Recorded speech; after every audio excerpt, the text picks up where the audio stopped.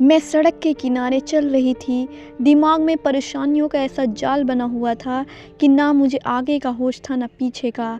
अचानक एक गाड़ी के ज़ोरदार हॉर्न ने मुझे चौंका दिया और मैं घबरा कर पीछे पलटी तो एक सिया रंग की गाड़ी मेरे बिल्कुल करीब आकर रुकी। मेरा एक्सीडेंट होते होते बचा था।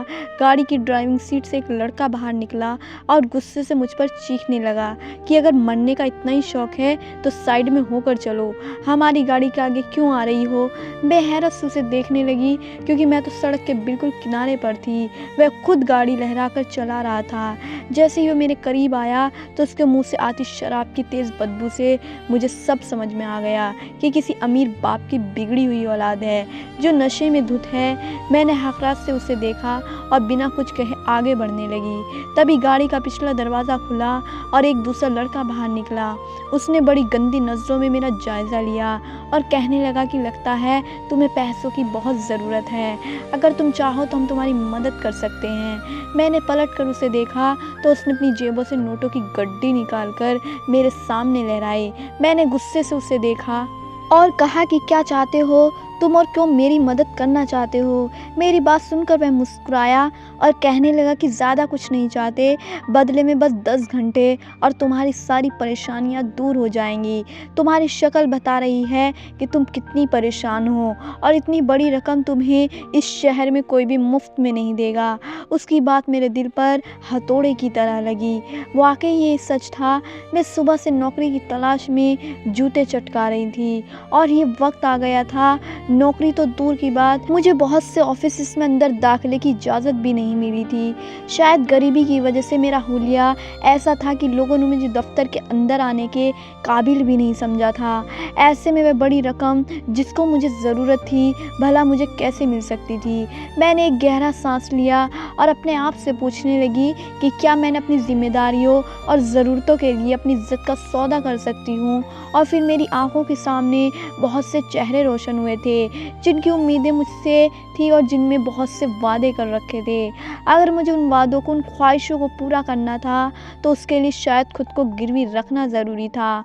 और 10 घंटे की ही बात थी। अगर मैं एक रात कुर्बान कर देती तो मेरे बहुत से मसले हल हो सकते थे। दिल कह रहा था कि ये सब ठीक है, नहीं, मगर दिमाग ज़रूरतों को आगे आगे पेश कर रहा था। ज़मीर कह रहा था कि ये सब जिम्मेदारियाँ इज्जत से बढ़कर है। और फिर आखिर में अपनी ज़मीर की आवाज़ को दबाकर मैं खामोशी से उनकी गाड़ी में बैठ गई।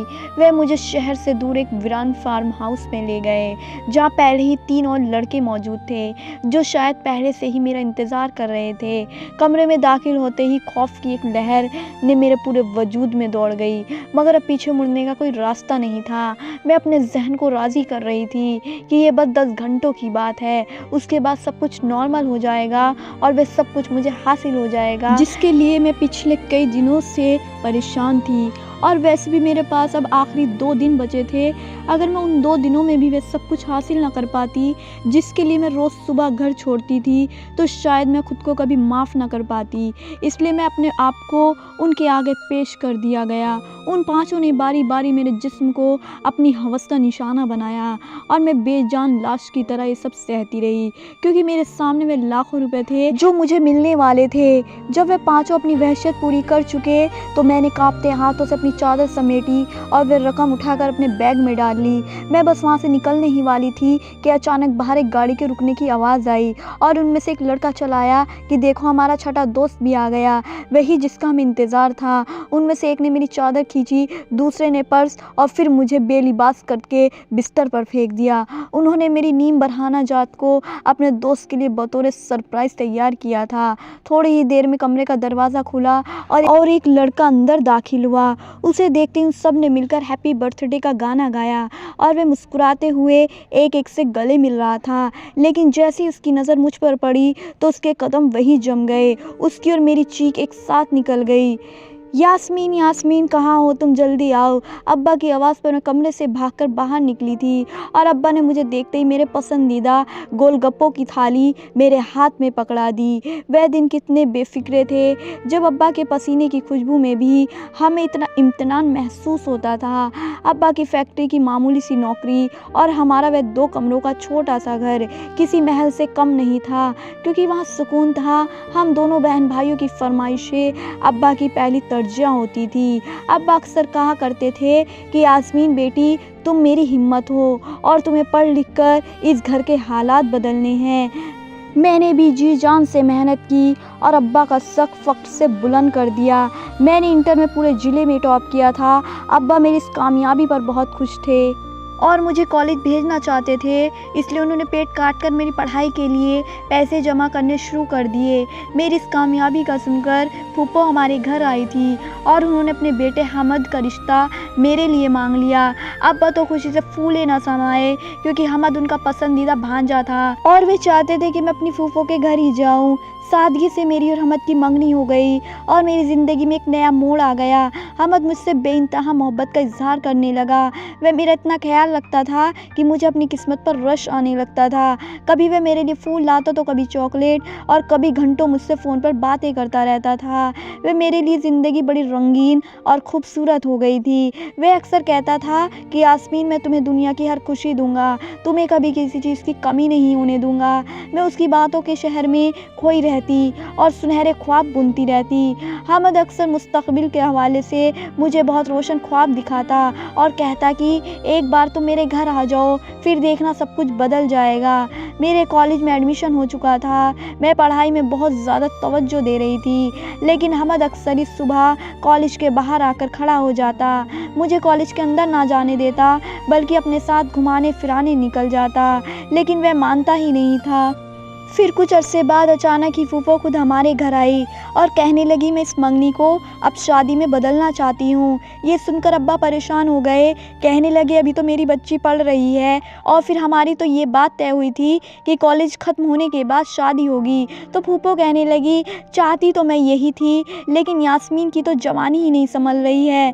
हर दूसरे दिन मेरे बेटे के पीछे मोटरसाइकिल पर बैठी यहाँ वहाँ घूम रही होती है। मैंने तो ये सोचकर बच्ची को अपनी बहू बनाने का इरादा किया था कि आंखों देखी बच्ची है, भाई की बेटी है, शरीफ होगी, लेकिन क्या खबर थी कि अभी से ही ऐसे लक्षण दिखाएगी। मेरे ससुराल वाले मुझ पर थू थू कर रहे थे। सब कह रहे थे कि ये कैसी लड़की को बहू बनाने जा रही हो, जो अभी से ही तुम्हारे बेटे के पीछे बैठकर सारे जहां की सैर करती है। फूफो ने अब्बा को मिर्च मसाला लगाकर वह बात बताई थी जो सच थी और शायद गलत भी। मैं खुद भी इस बात को अच्छा नहीं समझती थी, लेकिन हमद मेरी बात सुनता ही कब था। जब अब्बा को ये सब पता चला तो वे एकदम हैरान रह गए। फिर अब्बा ने मुझसे पूछा तो मैंने खौफज़दा होते हुए सर हिला दिया। अब्बा का सिर शर्म से झुक चुका था। अब्बा ने फूफो के कहने पर शादी की तारीख पक्की कर दी, लेकिन जैसे जैसे शादी के दिन करीब आए, वैसे फूफो ने अपने असल रंग दिखाने शुरू किए। जहेज़ को लेकर एक तवील फहरिस्त बनाकर उन्होंने अब्बा के हवाले कर दी और कहने लगी कि बेटी को ज़रूरी चीज़ें तो देनी ही होती हैं। तुम्हारी बीवी जिंदा होती तो ये सब कुछ खुद करती, अब वह नहीं है तो मैंने एक माँ बनकर ये फहरिस्त तैयार कर दी है। फूफो के अंदाज में बड़ी चाशनी थी, लेकिन उनके अंदर के जहर को मैं महसूस कर पा रही थी। इसलिए मैंने हमद को फ़ोन किया और कहा कि हमद, अब्बा की हालत ऐसी नहीं है कि वे इतना जहेज़ दे सके। तुम तो हमारे हालात से वाकिफ़ हो। मुझे लगा था कि हमद मेरी बात को समझेगा, मगर वह तो आगे से बिल्कुल बदले हुए लहजे में बोला था कि हाँ, मैं जानता हूँ तुम्हारे हालात, लेकिन शादी में तो ये सब देना ही पड़ता है ना। मेरे दोस्त की अभी शादी हुई है, उसके ससुराल वालों ने उसे जहेज़ में गाड़ी भी दी है। अम्मा ने तो सिर्फ मोटरसाइकिल का ही मुतालबा किया है। अगर मामू के लिए मोटरसाइकिल ख़रीदना मुश्किल है तो उनसे कहो कि किश्तों पर ले लें। वैसे भी तुम इनकी इकलौती बेटी हो, अगर तुम्हारे लिए सब नहीं करेंगे तो किसके लिए करेंगे। हमद की बातों ने तो मेरे होश उड़ा दिए। मेरे पास कहने को कुछ नहीं बचा, इसलिए मैंने फ़ोन बंद कर दिया। जबकि अब्बा का हाल भी गैर हो रहा था। अब्बा को समझ नहीं आ रहा था कि वे क्या करें और क्या नहीं। ये सब कुछ किस तरह से मुमकिन होना था। मैंने अब्बा से कहा अब फूफो को वे साफ इनकार कर दें। अब्बा कहने लगे, अब तो तुम्हारी बदनामी के चर्चे सारे जहां में होने लगे हैं। तुम्हारी फूफो ने जो बातें मुझे बताई हैं, अब वही बातें गली मोहल्ले वालों को भी पता है। काश कि तुमने हमद को शुरू में ही मना कर दिया होता तो आज हमें ये दिन ना देखना पड़ता और मैं इस रिश्ते को ख़त्म करने के बारे में सोचता। लेकिन अब तो हमद के नाम पर तुम्हारा नाम जुड़ चुका है। मेरी मजबूरी है कि मुझे तुम्हें उसी के साथ रुखसत करना होगा। अब्बा की बात सुनकर मैं खुद भी परेशान हो गई, क्योंकि मैं हमद से मोहब्बत करती थी और उसी से ही शादी शादी करना चाहती थी। अलबत्ता ये जहेज़ वाली बात पर आकर मेरा दिल कुछ खट्टा हुआ था, लेकिन मोहब्बत कम नहीं हुई थी। फिर अब्बा कहने लगे कि मैंने किश्तों पर सारी चीज़ों का इंतज़ाम कर लिया है, तुम परेशान ना हो। धीरे धीरे मेरी शादी के दिन करीब आ रहे थे और मैं बहुत खुश थी। मेरा छोटा भाई भी बढ़ चढ़कर शादी की तैयारियों में मशरूफ़ था। उसने सारे घर में लाइटें लगा दी और दोस्तों के साथ मिलकर खूब हल्ला गुल्ला करने लगा। उसकी भी सारी टेंशन अब ख़त्म हो चुकी थी। अब्बा ने किश्तों में आहिस्ता आहिस्ता सारे पैसे चुकाने का इंतज़ाम कर लिया था। लेकिन फिर शादी से 3 दिन पहले फूफो हमारे घर आई। उनके और अब्बा के दरमियान न जाने क्या बात हुई कि उनके जाने के बाद अब्बा एकदम ही खामोश हो गए। उनकी तबीयत ख़राब सी लग रही थी। मैंने अब्बा से पूछा, ये क्या हुआ है, फूफो से क्या बात हुई है? लेकिन अब्बा कहने लगे, कुछ भी नहीं, वह तो बस शादी की तैयारी के सिलसिले में ही आई थी। रात काफ़ी गहरी हो गई थी। मैंने अपने कमरे में सोने आ गई। छोटा भाई दोस्तों के साथ बाहर निकल गया और अब्बा अपने कमरे में चल दिए। अगली सुबह जब मैं अब्बा को उठाने के लिए उनके कमरे में गई तो मेरे होश उड़ गए। अब्बा बिल्कुल ठंडे पड़े हुए थे, हाथ पांव टेढ़े और उन्हें कोई होश ना था। मैंने छोटे भाई को आवाज़ दी तो वह भी अपने कमरे में निकल कर आया। फिर हमने अब्बा को अस्पताल में लेकर भागे, लेकिन पता चला कि अब्बा दुनिया से चले गए हैं। मेरी और मेरे भाई की हालत बेइंतहा ख़राब हो गई। हम समझ ही नहीं पा रहे थे कि अब्बा को अचानक से क्या हुआ है। डॉक्टर ने बस यही कहा था कि रात के किसी पहर उन्हें अटैक आया है, जिसकी वजह से उनकी डेथ हुई है। अब्बा की अचानक वफ़ात ने सब कुछ पलट कर रख दिया। अब्बा के जाते ही जैसे हम तंगी के दरवाजे खोल दिए। फूफो ने शादी पोस्टपोन कर दी क्योंकि वह सारी चीज़ें जो अब्बा को किश्तों पर उठानी थी वह अब उठाना मुमकिन नहीं था, और इस तरीके से बगैर जहेज़ के वह मुझे रुखसत नहीं करवाना चाहती थी। हाँ, अलबत्ता दुनिया दिखावे के लिए फूफो ने कह दिया था कि अभी बाप का सदमा लगा है, जब बच्ची संभल जाएगी तो हम रुखसत भी करवा लेंगे। हमद जो पहले हर वक्त मेरे इर्द गिर्द घूमता था, अब उसके लहज़ों में बदलाव आने लगा। वह बार बार मुझसे कहता कि तुम नौकरी करो और घर का खर्चा उठाओ, साथ ही जहेज़ के लिए पैसे भी जमा करो ताकि हमारी शादी जल्दी मुमकिन हो सके। उसका कहना था कि वह अपनी अम्मा को जहेज़ के लिए इनकार नहीं कर सकता। उसकी अम्मा को ख़ानदान में भी मुंह दिखाना है, इसलिए शादी में जहेज़ तो ज़रूरी है। हमद की अपनी पस जहनियत होगी, ये मैंने कभी सोचा भी ना था। मेरा बाप इस दुनिया से चला गया था और अब भी उसे दुनियादारी की परवाह थी। उसकी मोहब्बत अब पैसों और फरमाइशों के तराजू में तुलने लगी थी। वह जो कभी मेरे लिए फूल लाता था, अब अक्सर माली परेशानियों का रोना रोता और मुझसे उम्मीद रखता कि मैं उसके कारोबार या ज़रूरतों के लिए कहीं से पैसे ला के दूँ। 1-2 बार तो उसने ये तक कह दिया कि तुम जहेज़ भले सस्ता ले लेना, लेकिन सलामी में अच्छी खासी रकम रखवाना ताकि मैं कारोबार शुरू कर सकूं। और ये बात सुनकर मेरी जान निकल जाती। मैं उसे समझाती कि अब्बा के जाने के बाद मैं अकेली घर चला रही हूँ, लेकिन उसे मेरी मजबूरियों से ज़्यादा अपनी ख्वाहिश की फ़िक्र रहने लगी। दूसरी तरफ मेरा कज़िन शाहिद, जो अब्बा की ज़िंदगी में हद से ज़्यादा तमीज़दार बनता था, अब उसने भी अपने रंग दिखाना शुरू कर दिए। वह हमद से मेरी मंगनी से खुश नहीं था और अब वह मुझे तंग करने के बहाने ढूंढता रहता और अक्सर मुझे धमकाता कि उसके पास मेरी और हमद की फ़ोन पर की गई कुछ ऐसी बातें या तस्वीरें हैं जो अगर उस ख़ानदान में फैला दी जाएं तो मेरी इज्जत खाक में मिल जाएगी और हमद मुझसे रिश्ता तोड़ देगा। उन बातों के बदले मुझे रकम मांगता या कीमती चीज़ों का मुताबला करता। मैं एक तरफ हमद की बदलती हुई मोहब्बत को बचाने की कोशिश कर रही थी, दूसरी तरफ जाहिद के शर से खुद को महफूज रखने के लिए पैसे जोड़ती रहती थी। लेकिन घर के हालात इतने ख़राब थे कि मुझे अपनी पढ़ाई छोड़कर एक छोटी सी दुकान पर काम करना पड़ा, जहाँ की तनख्वाह में बामुश्किल घर का राशन पूरा होता था। मैंने अपनी इन तमाम परेशानियों से अपने छोटे भाई को दूर रखा था। मैंने उसे कुछ भी नहीं बताया था, ना हमद की फरमाइशों के बारे में और ना ही जाहिद की ब्लैकमेलिंग के बारे में। मैं तो बस यही चाहती थी कि वह इन सब बातों से बेखबर रहकर दिल लगाकर पढ़ाई करे और किसी काबिल बन जाए ताकि कल को वह इस घर का मजबूत सहारा बन सके। लेकिन पिछले कुछ अरसे से मेरा भाई का रवैया भी बदलना शुरू हो गया। अब अब्बा के जाने के बाद जैसे उसे कोई रोकने वाला नहीं रहा। वह कॉलेज से सीधा घर आने की बजाय अपने उन नए दोस्तों के साथ निकल जाता जिनका तस्करा वह अक्सर बड़े फ़ख्र से किया करता था। वह रात गए घर लौटता और उसके कपड़ों से सिगरेट की बू आती। जब मुझसे टोकती रोकती तो वह उल्टा मुझ पर ही चीख पड़ता, तुम मुझे रोकने वाली कौन होती हो। पढ़ाई से उसका जी बिल्कुल उचाट हो चुका था। वह सारा वक्त मोबाइल फ़ोन पर मसरूफ़ रहता या फिर अपने उन अमीर दोस्तों की गाड़ियों में और उनके लाइफस्टाइल की बातें करता रहता। एक दिन वह गुस्से में घर आया और अपना बस्ता ज़मीन पर पटक दिया। कहने लगा कि यास्मीन बाजी, आपको पता है मेरे सब दोस्तों के पास महंगी बाइक और लेटेस्ट फ़ोन है, मैं उनके दरमियान कितना गरीब और हकीर लगता हूँ। मुझे भी उन जैसा बनना है, मुझे भी वही सब कुछ चाहिए, वरना मैं कॉलेज नहीं जाऊँगा। उसकी इन बातों से मेरा दिल छलनी कर दिया। एक तरफ अहमद और फूफो का मुतालबा और मैं जल्दी जहेज़ के पैसे जोड़ूं ताकि वे मुझे रुखसत करवा सके। वे मजीद इंतज़ार नहीं करना चाहते थे। दूसरी तरफ जाहिद का खौफ और अब ये मेरा अपना भाई जिसकी फरमाइशें रोज़ बरोज़ बढ़ती जा रही थी। मैं उसे कैसे बताती कि मैं एक छोटी सी दुकान पर काम करके किस तरह घर का राशन और अब्बा के छोड़े हुए कर्ज उतार रही हूँ। मेरे भाई को अब सादगी से नफरत होने लगी थी। वह अक्सर कहता था कि मेरे दोस्त बहुत अमीर है, वह बड़े बड़े फार्म हाउसेस पर पार्टियां करते हैं और मैं वहाँ उनके साथ एक पुराने फ़ोन के साथ खड़ा नहीं हो सकता।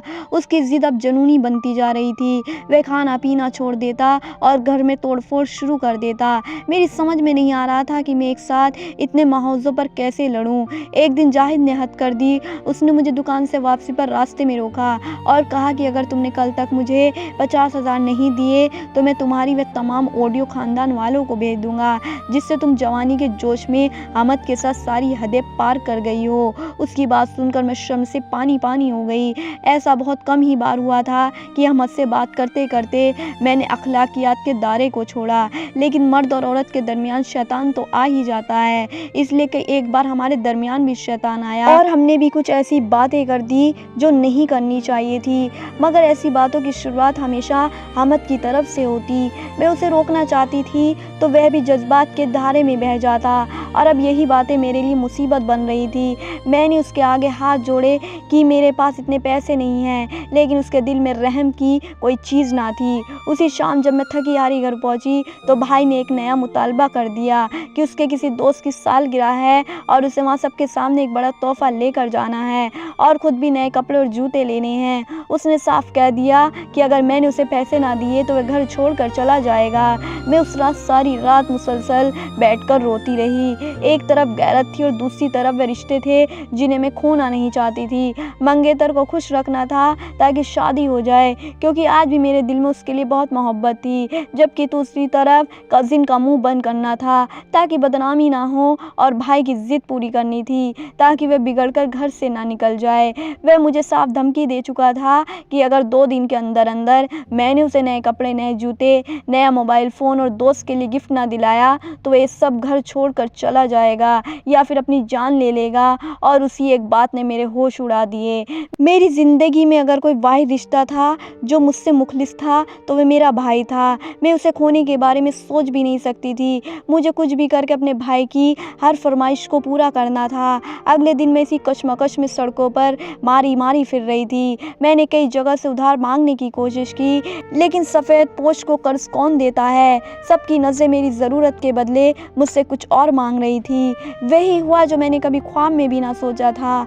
भूख, खौफ और अपनों की बेहिसी ने मुझे इस मुकाम पर ला खड़ा किया जहाँ मैंने सोचा कि अगर एक रात की जिल्लत से उन सब के मुंह बंद हो सकते हैं, अगर मेरा भाई घर में टिक कर बैठ सकता है और मेरी शादी की राह हमवार हो सकती है, तो शायद मैं ये बोझ उठा लूँगी। मुझे नहीं मालूम था कि मैं जिस आग को बुझाने के लिए अपना दामन जला रही हूँ वह आग मेरे पूरे वजूद को राख कर देगी। जब मैं उन लड़कों की गाड़ी में बैठी तो मुझे लगा मैं अपनी कुर्बानी दे रही हूँ। मुझे क्या खबर थी कि मुझ पर कैसी क़यामत गुजरने वाली थी। वह रात मेरी ज़िंदगी की सबसे भयानक रात थी, जिसका सूरज कभी उगने वाला नहीं था। जब उन पाँचों ने मुझ पर 5 लाख रखे तो मुझे नोटों में अपनी कब्र की मिट्टी महसूस हो रही थी। मैंने कांपते हाथों से वे पैसे उठाए और अपने बैग में ठूस लिए। मेरी पूरी ज़ात बिखर चुकी थी, मगर मैं सिर्फ ये सोच रही थी कि सुबह होते ही पहले जाहिद को उसके पैसे दूंगी ताकि वे मेरा पीछा छोड़े। फिर अहमद के जहेज़ के लिए मोटरसाइकिल खरीदूंगी और सबसे बढ़कर अपने भाई के लिए वे सब कुछ लूँगी जिसके लिए उसने मेरा जीना दुर्भर कर रखा था। मैं अभी अपनी चादर दुरुस्त करके वहाँ से भागने की फिक्र में थी कि बाहर से गाड़ी के टायरों की रगड़ने की आवाज़ आई। उन पांचों के चेहरे पर एकदम से शैतानी मुस्कुराहट लहराई। उनमें से एक ने मेरी चादर दोबारा छीनकर दूर फेंक दी और हंसते हुए बोला कि अभी तो असली जश्न बाकी है। हमारा वे दोस्त आ गए जिसकी आज सालगिरह है और जिसे तुमने सरप्राइज़ देना है। मैंने बहुत मिन्नतें की, उनके पाँव पकड़े कि मुझे जाने दो, क्योंकि मुझ में मजीद हिम्मत नहीं थी। मेरा हाल पहले से ही बेहाल था। वह लोग मेरे पूरे वजूद को जख्मों से भर चुके थे, लेकिन वे दरिंदे मुझे दोबारा उस बिस्तर पर पटक कर मेरे हाथ पाँव बांध दिए। मेरी आंखों से आंसू बहते अब खुश हो चुके थे और मेरा वजूद पत्थर का बन चुका था। दरवाज़ा खुला, एक नौजवान लड़का दाखिल हुआ। उन पांचों ने शोर मचाया, हैप्पी बर्थडे के नारे लगाए और बिस्तर की तरफ धकेला। वह लड़का जो पहले से ही शराब के नशे में धुत लग रहा था, लड़खड़ाते हुए मेरे करीब आया। उसकी कमर मेरी तरफ थी। वह अपने दोस्तों से गले मिल रहा था और उनका शुक्रिया अदा कर रहा था कि उन्होंने उसके बर्थडे पर उसे इतना बड़ा सरप्राइज़ दिया है। यार, तुम लोग सच्चे दोस्त हो। तुमने मेरे लिए वे सब कुछ किया जो मेरी अपनी बहन नहीं कर सकी। उसने नशे में लड़खड़ाती जुबान से कहा। मेरा दिल ज़ोर से धड़का। ये आवाज़, ये लहजा, ये तो मेरे कानों में बरसों से रस घोल रहा था। जैसे ही वे लड़का घूमा और उसकी नज़र मेरी तरफ उठी, कमरे में मौजूद वे पांचों लड़के तालियां बजाने लगे। लेकिन उस लड़के के हाथ से वे गिलास छूटकर फर्श पर गिरा और किरची किरची हो गया। उसके चेहरे की रंगत एक पल में सफ़ेद पड़ गई। सामने उसका सरप्राइज़ गिफ्ट कोई बाजार की औरत नहीं थी, बल्कि वे बहन थी जो उसके नखरे उठाते उठाते खुद को बेच आई थी। बाजी, उसकी हलक से एक ऐसी आवाज़ निकली जिसमें मौत की सी अजियत थी। मैंने अपनी आंखें मींच ली।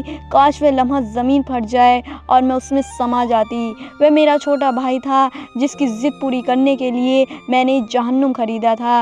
वह चकराकर वहीं फर्श पर ढेर हो गया। उसका सिर उन्हीं नोटों के बंडलों में गिरा जो मेरी कीमत के तौर पर वहाँ पड़े थे। वह दहाड़े मार मार कर रोने लगा, अपने बाल नोचने लगा, लेकिन अब पछतावा क्या करता। जिस इज्जत का जनाजा उसके अपने दोस्तों ने निकाला था, उसकी कीमत उसके अपने मोबाइल फ़ोन और गाड़ी की ख्वाहिश ने तय की थी। उसके दोस्त उसकी हालत पर हैरान और परेशान थे। उनमें से एक ने आगे बढ़कर मेरे हाथ पाँव खोल दिए। मैंने तेज़ी से उठकर अपनी फटी चादर को लपेटा और पर्स खोलकर रकम का कुछ हिस्सा निकालकर उसके मुंह पर मार दिया। लो ये पैसे, और तुम्हारी जो ख्वाहिश इनमें से पूरी हो सके उसे पूरी कर लो। जाओ और जाकर अपनी सालगिरह मनाओ। वह दहाड़े मार मार कर रोने लगा।